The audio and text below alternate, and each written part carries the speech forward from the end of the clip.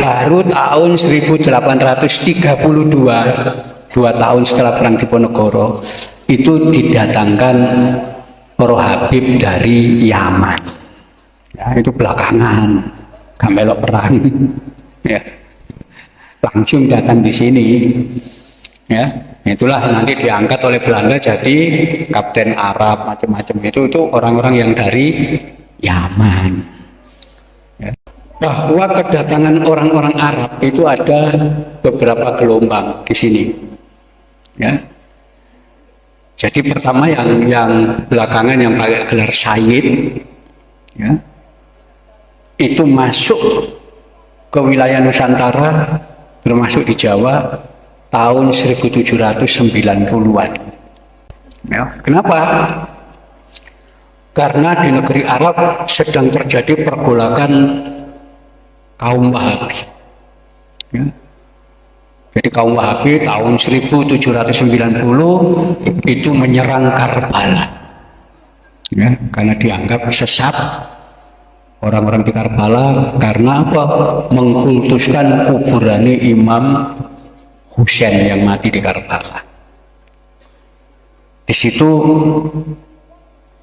golongan Wahabi ini semua orang yang ziarah ke makam sekitar itu dan penduduk yang tinggal di wilayah Karbala dikumpulkan dan disembelih. 6.000 orang mati. Setelah itu bergerak lagi, ya, ke wilayah Hijaz. Ya. Itu termasuk Mekah, itu jamaah haji juga dibantai di sana. Orang-orang yang mengaku keturunan Nabi, para sayyid, para syarif, diburu-buru untuk dibunuh. Disitulah mereka melarikan diri. Sebagian lari ke Jawa, ya, dengan naik kapalnya Belanda. Ya, lari. Nah, sebagian di antara para sayyid dari Hijaz, dari wilayah sekitar Mekah, ya, Jeddah, ya, kemudian sampai wilayah Madinah, itu namanya wilayah Hijaz. Itu sebagian masuk ke daerah Surakarta. Ya. Mereka itulah kemungkinan kemudian oleh Sultan Hamengkubuwono II ditampung, ditolong. Ya. Dikasih tanah untuk tinggal di situ dan kawin dengan perempuan pribumi. Ya. Wilayah tanah untuk para sayyid inilah, ya, yang di daerah Jogja sekarang dikenal dengan nama Kampung Sayyidan. Ya, itu sampai sekarang namanya Kampung Sayyidan. Para sayyid inilah yang nanti ikut perang mendukung pemberontakan Sultan Hamengkubuwono II. Ya, Sultan Hamengkubuwono II ini kakeknya Pangeran Diponegoro. Ya. Beliau kalah, ditangkap, dibuang ke Penang, ya, dan kemudian pengikut-pengikutnya melarikan diri, termasuk sebagian para sayyid melarikan diri. Ya. Itulah tahun 1810. Ya, ya mungkin saja Sayyid Husain ini dari kelompok itu yang awal-awal itu. Nanti ketika Pangeran Diponegoro mengangkat senjata tahun 1825, ya, itu hampir semua para sayyid yang tinggal di Kampung Sayyidan ikut ngangkat senjata. Ya. Itu sebabnya ketika Pangeran Diponegoro kalah dan ditangkap, ya, tahun 1830, para sayyid ini dengan pengikut Pangeran Diponegoro tidak mau nyerah. Mereka melarikan diri semua, nyebar ke berbagai tempat. Ya. Itulah kita temukan banyak makam-makam para sayyid ini di berbagai wilayah. Ya, Itu cirinya para sayyid yang berasal dari wilayah Hijaz. Ya, Hijaz itu di daerah Mekah Madinah sana. Nanti baru tahun 1832, 2 tahun setelah Perang Diponegoro, itu didatangkan para Habib dari Yaman. Ya, itu belakangan, gak melok perang. Ya, langsung datang di sini. Ya, itulah nanti diangkat oleh Belanda jadi kapten Arab macam-macam itu orang-orang yang dari Yaman. Ya, jadi gelombang itu. Jadi karena Mbah Sayyid Husaini ini tidak ada nama Yamannya, berarti beliau orang Hijaz. Ya. Karena kalau beliau dari Yaman pasti ada nama marga. Nggak tahu itu Alaid terus Ashabgaf, ya, Al-Jufri atau siapa, itu nama wong Yaman. Ya, jadi beliau lebih jauh, berarti wong sekitar Mekah sana, bukan dari Yaman. Ya, kita temukan di wilayah Lumajang itu makam keramat. Makam situ nih, makam Mbah Saji. Mbah Saji. Nah, ketika kita lacak ternyata makamnya Sayyid Abdul Qadir dan Sayyid Abdul Rohim, pengikuti Diponegoro yang melarikan diri ternyata. Nama itu ada semua catatan ini. Ya, jadi saya kira itu yang perlu diteliti. Tapi lagi-lagi kita perlu cek, ya, seberapa tua usia ini. Ya, bisa saja lebih tua. Ya. Tapi yang jelas beliau orang Hijaz. Ya, karena nama yang terpampang di itu tidak ada nama marga. Jadi cirinya orang Hijaz itu tidak menggunakan nama marga. Kenapa? Rasulullah sudah menghapuskan nama marga mulai zaman dulu. Itu sudah ada yang menggunakan nama marga. Ya. Jadi sebabnya kalau orang masih punya nama marga berarti bukan wong Hijaz, bukan wong Mekah Madinah sana, pasti wong luar. Nggak tahu wong Libanon, nggak tahu wong Yaman, nggak tahu wong ini, pasti masih ada nama marganya. Nah itu, ya. Nah itu sebabnya kiai-kiai di Indonesia itu bergurunya kepada Sayyid dari Hijaz, ya. Salah satunya siapa? Sayyid Maliki Al-Hasani, itu orang Hijaz, ya. Orang Mekah sana. Jadi itu di situ latar belakangnya. Nah, jadi ada beberapa gelombang nanti kedatangan orang-orang Arab, termasuk Cino, ya. Cino itu yang datang di sini mulai zaman Mojopahit, zaman Singosari, itu Muslim semua, nggak ada. Ya. Nanti baru tahun 1720 VOC mendatangkan Cino agama Konghucu. Ya, itu baru belakangan zaman VOC. Ya, aslinya Cino Muslim semua. Ketika orang Indonesia masih belum Islam, Cino masih Islam dulu. Ya, jadi itu awal-awal. Ya.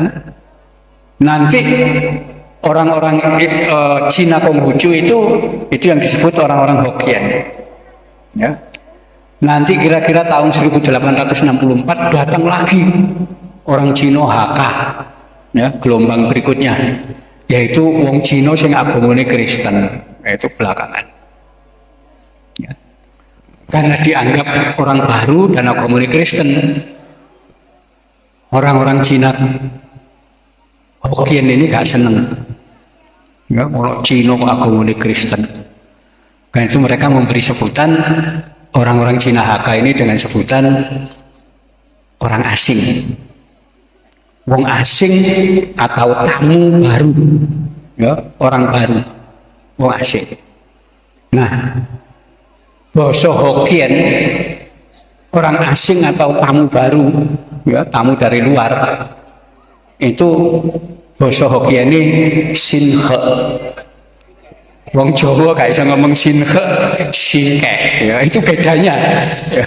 Cina sing agama Kristen itu disebut sinhe atau singke. Ya. Nah itu gelombang kedatangan orang-orang Cina di sini sama seperti Arab, gelombang-gelombang. Ya, tadi tetap aja orang-orang di Nusantara ini mulai zaman kuno ya penguasa ini tetap pribumi. Ya. Baru belakangan aja pribumi ini rotok gak kuasa. Ya. Kerja di mana-mana hanya sebagai TKI. Ya, tadi buruh loh. Ya, padahal dulu enggak. Ya, penguasa di berbagai negara dunia itu biasanya wong Jawa.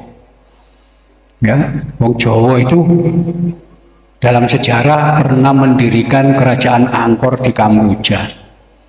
Ya, sampai sekarang rojo-rojo Kamboja itu turunan Jayawarman kedua wong Jawa. Ya.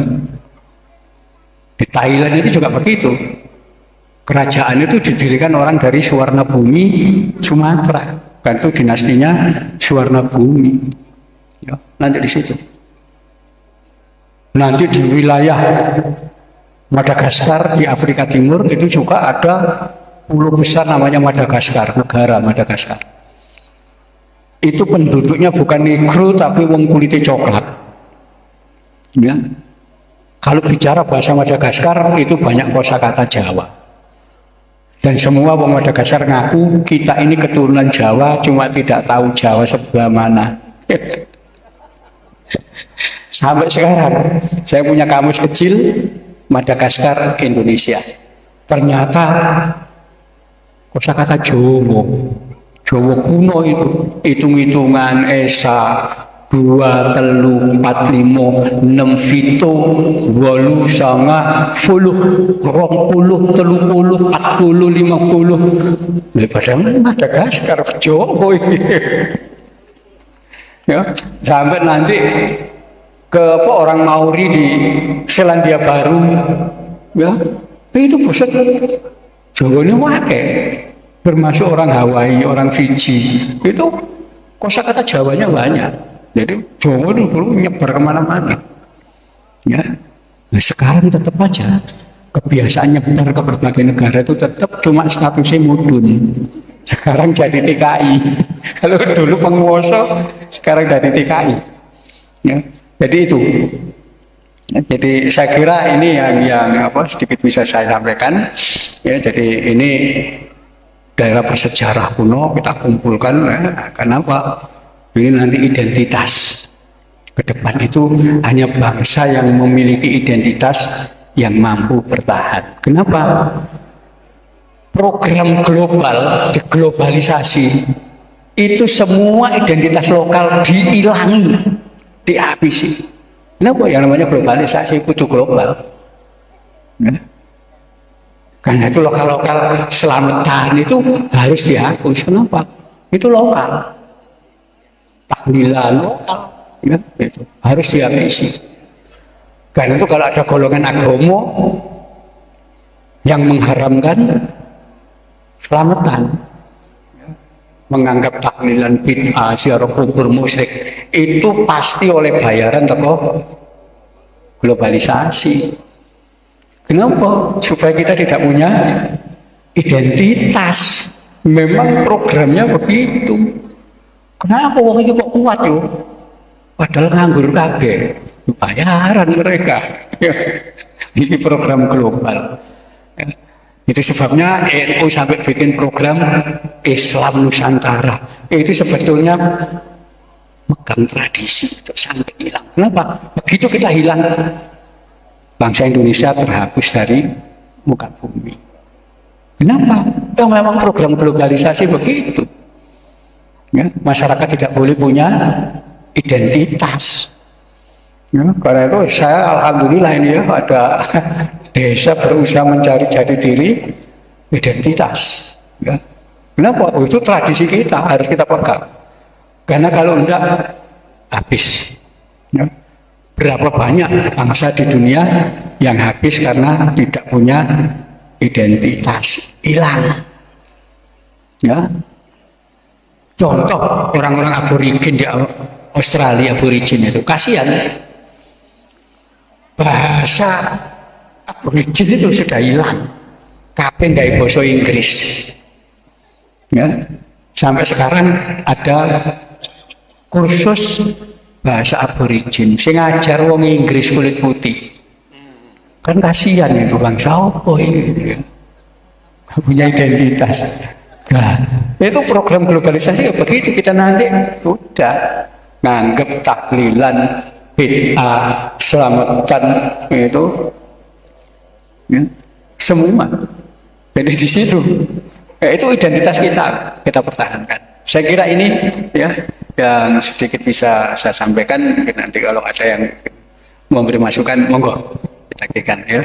Sekian, mudah-mudahan membuka wacana kita tentang hakikat peringatan-peringatan seperti ini ya. Jadi di Malang itu sekarang dihidupkan lagi tradisi sedekah bumi macam-macam. Ya sudah, itu identitas kita ya. Dan yang sedekah bumi itu baru muncul zaman Islam. Jangan keliru, upacara ruatan itu zaman Islam, zaman Hindu gak ada ya. Nanti orang meninggal diperingati 3 hari, 7 hari, 40 hari, 1. Itu ajaran Islam. Jangan keliru dianggap Hindu, Hindu gak ada. Ya, itu semua ajaran Islam yang disampaikan oleh Wali Songo. Ya, ada semua. Saya kira ini yang perlu kita pahami. Nanti bagaimana pentingnya kita menguatkan identitas tradisi kita.